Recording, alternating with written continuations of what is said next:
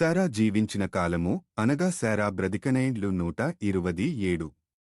శారా కనాను దేశమందలి హెబ్రోనను కిరేతర్బాలో మూతిబొందెను.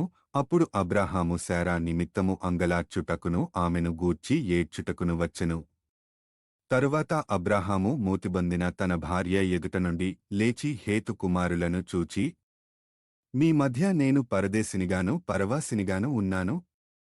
మూతిబొందిన నా భార్య నా కన్నుల ఎదుట ఉండకుండా ఆమెను పాతిపెట్టుటకు మీ తావున నాకొక శ్మశాన భూమిని స్వాస్థ్యముగా ఇయ్యుడని అడుగా హేతు కుమారులు, అయ్యా మా మాట వినుము. నీవు మా మధ్యను మహారాజవైయున్నావు. మా శ్మశాన భూములలో అతి శ్రేష్టమైన దానియందు మూతిబొందిన నీ భార్యను పాతిపెట్టుము.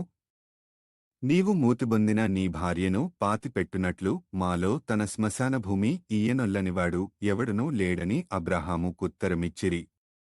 అప్పుడు అబ్రాహాము లేచి ఆ దేశపు ప్రజలైన హేతుకుమారులకు సాగలపడి, మూతిబొందిన నా భార్యను నా ఎదుట ఉండకుండా నేను పాతిపెట్టుట మీకిష్టమైతే నా మాట వినుడి.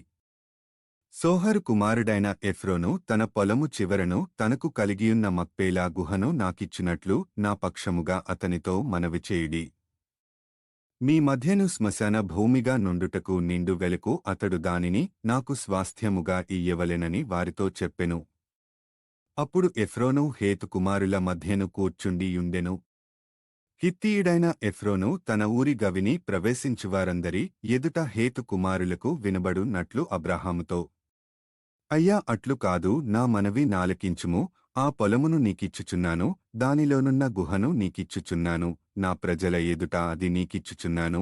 మృతిబొందిన నీ భార్యను పాతిపెట్టు మనెన. అప్పుడు అబ్రాహాము ఆ దేశపు ప్రజల ఎదుట సాగలపడి, సరే కాని నా మనవి ఆలకించుము. ఆ పొలమునకు వెల ఇచ్చెదను, అది నాయొద్ద పుచ్చుకొనినెడల మూతిబొందిన నా భార్యను పాతిపెట్టెదనని ఆ దేశ ప్రజలకు వినబడున్నట్లు ఎఫ్రోనుతో చెప్పెను. అందుకు ఎఫ్రోను, అయ్యా, నా మాట వినుము. ఆ భూమి 400 తులముల వెండి చేయును. నాకు నీకు అది ఎంత? మూతిబొందిన నీ భార్యను పాతిపెట్టుమని అబ్రాహామునకుత్తరమిచ్చెను. అబ్రాహాము ఎఫ్రోను మాట వినెను. కాబట్టి హేతుకుమారులకు వినబడునట్లు ఎఫ్రోను చెప్పిన వెల అనగా వర్తకులలో చెల్లు 400 తులముల వెండి అబ్రాహాము తూచి అతనికిచ్చెను.